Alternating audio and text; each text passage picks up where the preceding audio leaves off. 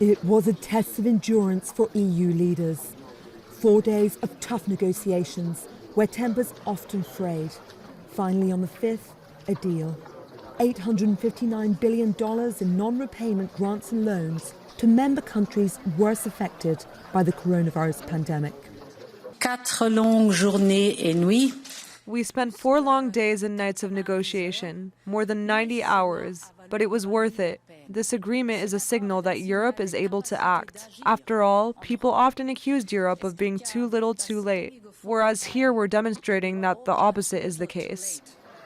Wearing masks, it was the leaders' first face-to-face meeting since government-imposed lockdown restrictions in March.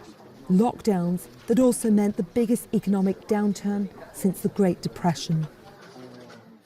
German Chancellor Angela Merkel was among leaders from France, Spain and Italy who led the way in convincing the bloc to consider splitting the amount evenly into loans and grants. We've laid the financial foundations for the EU for the next 7 years, and at the same time came up with a response to the biggest crisis in the history of the European Union with the Recovery Fund. The self-proclaimed Frugal Four, Sweden, Denmark, Austria and the Netherlands, initially stood opposed to the deal.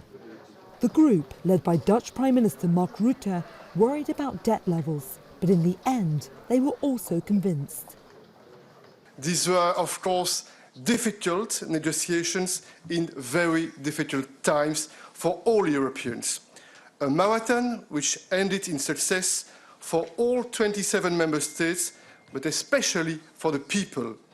This is a good deal, this is a strong deal, and most importantly, this is the right deal for Europe right now.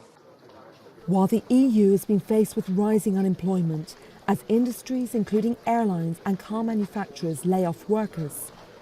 Inside these walls in Brussels, many are hailing this an historic deal and a big step forward in softening the economic blow delivered by the pandemic. Burdon-Manley, Al Jazeera.